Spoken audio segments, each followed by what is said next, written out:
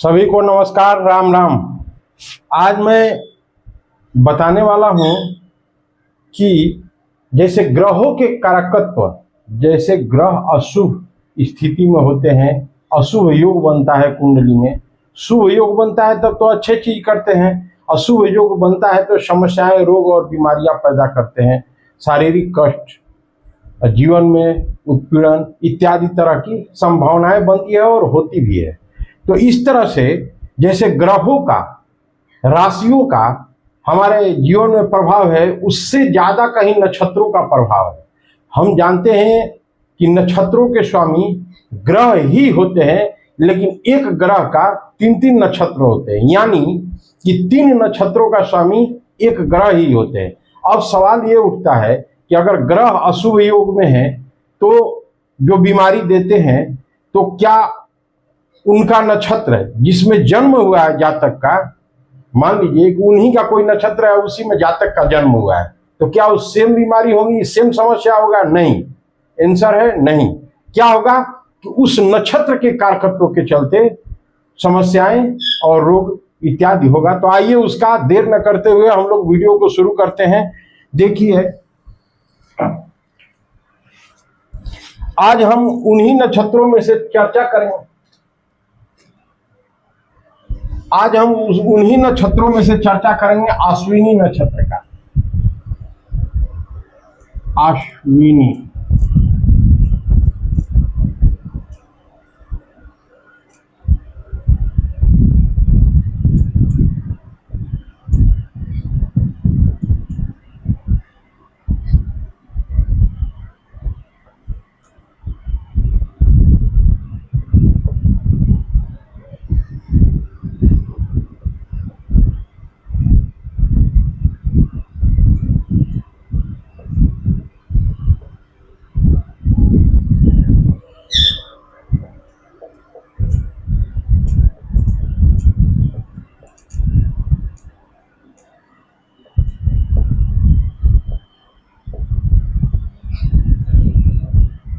ये जो है अश्विनी नक्षत्र में जन्मे जातक को रोग एवं उसका निदान। आज का मेरा थीम है अश्विनी नक्षत्र में जो जन्म लिए हैं उन जातकों को पॉसिबल क्या क्या रोग और बीमारियां हो सकती है। जी हाँ, वैदिक ज्योतिष के अंतर्गत ये मेरा जो रोग सीरीज चल रहा है, तो उसमें अब नक्षत्रों पे जानते हैं हम लोग, ग्रहों पे जान चुके, राशियों पे जान चुके कि उनका अशुभ योग होगा, अमुक राशि में होगा, वृद्ध होंगे, मृत अवस्था में होंगे, ये शारीरिक समस्याएं हो सकती है, जीवन में कष्ट हो सकता है। उसी तरह से आज हम लोग जानेंगे कि नक्षत्र के अंतर्गत क्या क्या संभावनाएं बीमारियों का हो सकती है। तो आइए आज हम लोग जानते हैं अश्विनी नक्षत्र। हर नक्षत्रों के बारे में जानेंगे। अभी हम लोग जानते हैं इस वीडियो में कि अश्विनी नक्षत्र में जन्मे जातक को रोग एवं उसका निदान। जी हाँ, उपचार या निदान मैं बताऊंगा कि क्या क्या हो सकता है। तो आइए देर न करते हुए वीडियो को शुरू करते हैं। देखिए, प्रत्येक नक्षत्र जो है उसकी अपनी प्रकृति होती है और स्वभाव होता है, उसके अनुसार वो रोग प्रदान करते हैं। तो हम आज समझेंगे कि अश्विनी नक्षत्र का स्वभाव एवं प्रकृति क्या है और किस तरह का रोग देते हैं। हम लोग देखते हैं कि नक्षत्र के अनुसार मौसम भी बदलते हैं और और मौसम के अनुसार हमारा एटमॉस्फेयर भी बदलता है और उसके अनुसार ये हमारे जगत में, प्रकृति में जो भी जीव चराचर है उसको क्या क्या समस्याएं होती है। तो देखिए, it has the specific scientifical reason. ऐसा कोई नहीं है, छू मंतर नहीं है कि हवा में ये है, इसके पीछे साइंस है। Pure astrology based purely on the science and astronomical based concept, इसमें दो मत नहीं है। तो हम लोग देखते हैं कि इस नक्षत्र में जन्म लेने वाले जातक को विभिन्न प्रकार की बीमारियां होती है। तो इसमें तो विभिन्न प्रकार की बीमारियां होती है, हर नक्षत्र में अपना अपना बीमारियां होती है। तो इसमें कौन कौन बीमारी होगी? तो इसमें पेट से संबंधित, पेट में कीड़े होना, ये बीमारियों का मैं जिक्र कर रहा हूं। पेट में कीड़े होने से तात्पर्य जो कृमि होती है ना, वो वाला समस्या। वायु संबंधित रोग,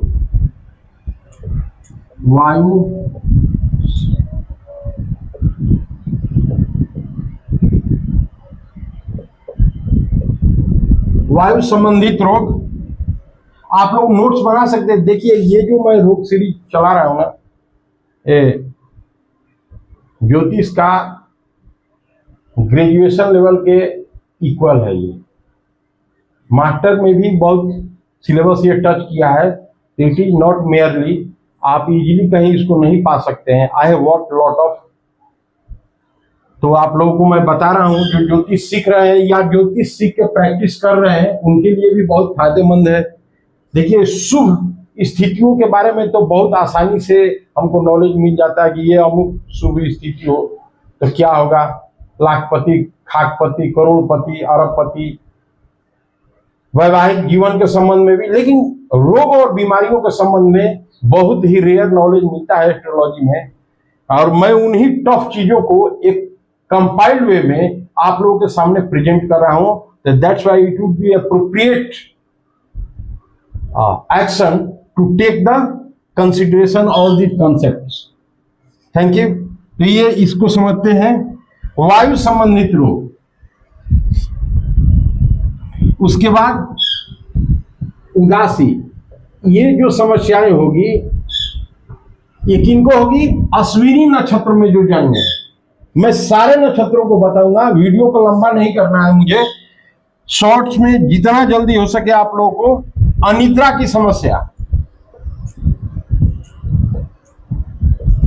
ये जो है अनिद्रा की भी समस्या आएगी ऐसे जातक जो अश्विनी नक्षत्र में है। अनिद्रा की समस्या तब आती है या तो कोई अदर इलनेस हो या एंजाइटी हो, डिप्रेशन हो, ठीक है।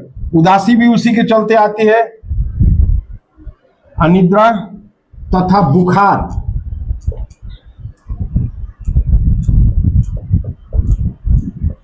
बुखार की समस्या, किसी भी तरह का इसमें बुखार हो सकता है, ठीक है। बाल्यावस्था में, अब देखिए यहां पे एक ध्यान देने वाला चीज है कि बाल्यावस्था में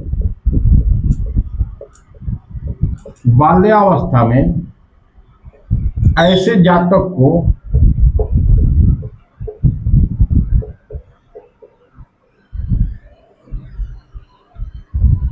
कफ जनित बीमारियां हो सकती है। कफ जनित माने कफ से उत्पन्न बीमारियां। अब मैं बताता हूं इसको कि बाल्यावस्था क्या है। देखिए हमारे एस्ट्रोलॉजी में हम कॉन्स्टिट्यूशन के अनुसार नहीं बता रहे हैं, हमारे एस्ट्रोलॉजिकल पॉइंट ऑफ व्यू से 12 साल तक बाल्यावस्था माना जाता है। 12 साल तक, जी हाँ। तो 12 साल तक के अंतर्गत जब से जन्म लिया ये बच्चा या बच्ची कोई भी, तो उसको कफ जनित समस्या हो सकता है। कफ से मतलब उत्पन्न बीमारियां हो सकती है, जैसे नजला हो सकता है और अस्थमा भी हो सकता है, निमोनिया हो सकता है, तमाम तरह की समस्याएं जो कफ से रिलेटेड है, कफ बढ़ जाने से होती है। अब देखिए ये तो समस्याएं हैं। अब इसका ये समस्याएं हो सकती हैं। These are all the possible problems which comes under the age of, बाल्यावस्था है, ये बाल्यावस्था में आएगा। ये ओवरऑल लाइफ का फ्रॉम बिगिनिंग टू एंड। पेट में कीड़े होना, वायु संबंधित, देखिए वायु संबंधित रोग में बहुत सारी समस्याएं आ सकती है। बहुत लोग करते हैं क्या कि इसका स्क्रीनशॉट ले लेते हैं, नोट्स बना लेते हैं, समझ में आता नहीं है, वीडियो को पूरा देखते नहीं है। जब तक भाई लॉजिकली आप नहीं समझोगे ना वीडियो को, कॉन्सेप्ट को, एस्ट्रोलॉजी को, तब तक आप कहीं पे फलित ज्योतिष का उम्मीद नहीं कर सकते। वो कहा जाता है ना कि लंगड़ा ज्योतिष सीख पाओगे। लंगड़ा ज्योतिष मतलब रटे रटा, तो वैसा नहीं सीखिए। आप लोगों से आग्रह है कि मैं मेहनत करता हूं, तो आप लोग कोई भी क्वेश्चन है, जैसे कुछ लोग क्वेश्चन डालते हैं कमेंट बॉक्स में, आप डाल सकते हैं, मैं उसको क्लैरिफाई दूंगा। तो वायु संबंधित बीमारियों में बहुत सारा बीमारियां हैं, गैस्ट्रिक ट्रबल हो सकती है। ये जो आर्थराइटिस होता है ना, ये भी वात रोग है। वात माने हवा, वायु, तो ये भी वायु रोग में आता है। हार्ट का जो प्रॉब्लम होता है ये भी एक तरह का वात रोग ही है। इसमें पित्त की भी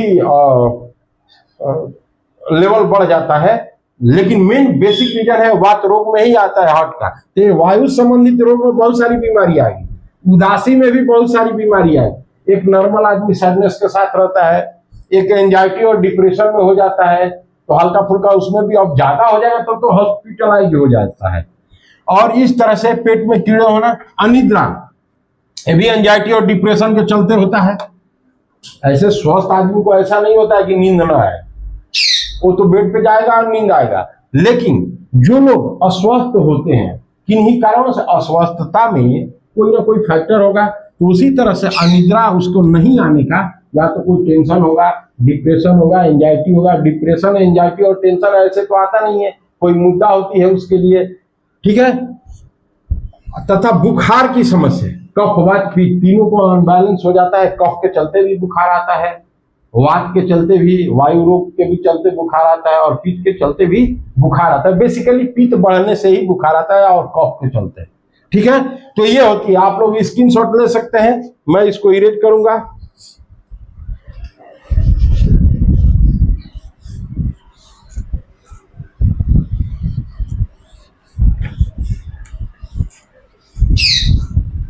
अब इसका देखते हैं हम लोग कि क्या निदान है।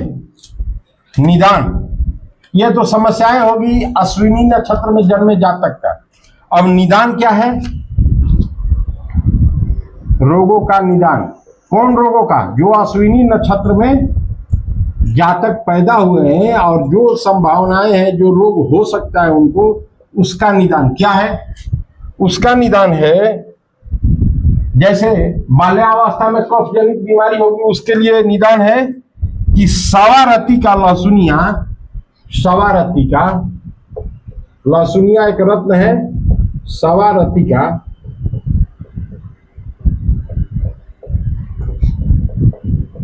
लहसुनिया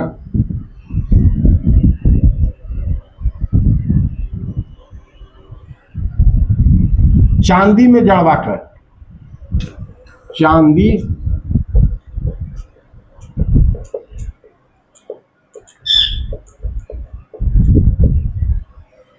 चांदी में इसको जड़वा करके सफेद धागे में, सफेद धागे में, सफेद धागे में रविवार के दिन, बहुत ही बेहतरीन उपाय है। रविवार के दिन 10 से 12 बजे के मध्य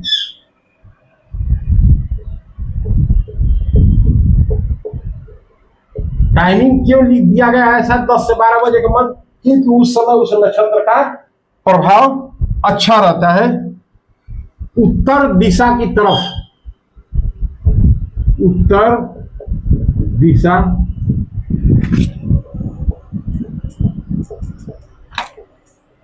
मुख करके उस बच्चे का, कौन बच्चे का? जिसको बाल्यावस्था में कफ जनित बीमारियां हो रही है, ठीक है, करके धारण करने से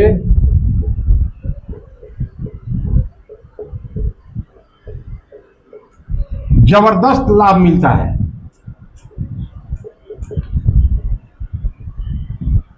ये किसका समाधान हुआ? वो उन तमाम बीमारियों की नहीं जो होल लाइफ होती है, ये बाल्यावस्था में जो बीमारियां होती है, कफ जनित बीमारियां बाल्यावस्था में,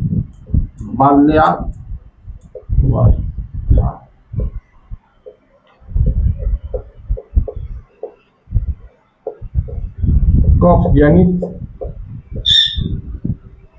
रोग, जो कफ जनित रोग है उसके लिए ये समाधान है, ये समाधान उसके लिए है।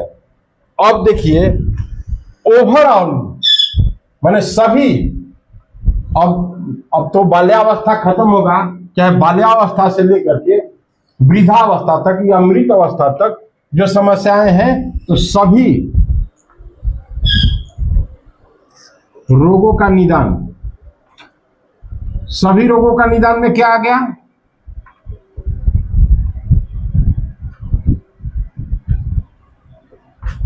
सभी रोगों के निदान में क्या है? भैरव नामावली का पाठ करें। इसका स्क्रीनशॉट ले लीजिए, मैं इसको इरेज करके फिर लिखूं।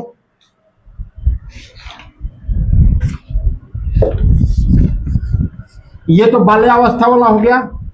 अब मैं बताने जा रहा हूं कि सभी रोग का इस नक्षत्र में जन्मे जातक का जितने भी फ्रॉम बिगिनिंग टू एंड जितने भी समस्याओं का संभावना है, उसका निदान या इलाज क्या हो सकता है।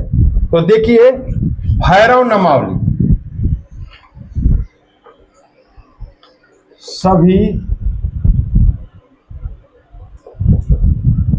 हेल्थ इश्यूज,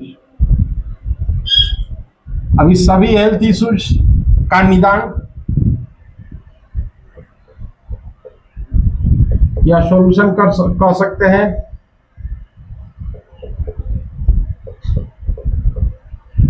तो सभी हेल्थ इश्यू का निदान क्या हो गया कि भैरव नामावली का पाठ करेंगे। कौन पाठ? भैरव नामावली, आप लोग जानते ही होंगे। भैरव नामावली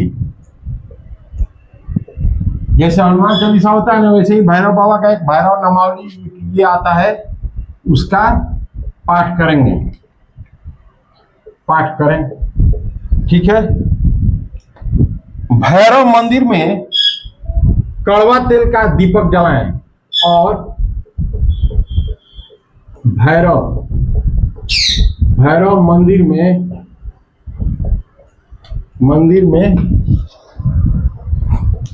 कड़वा तेल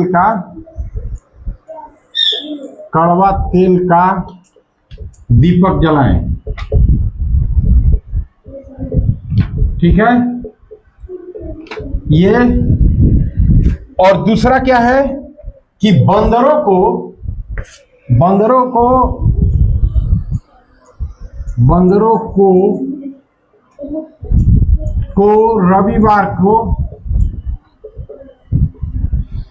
रविवार के दिन क्या करेंगे?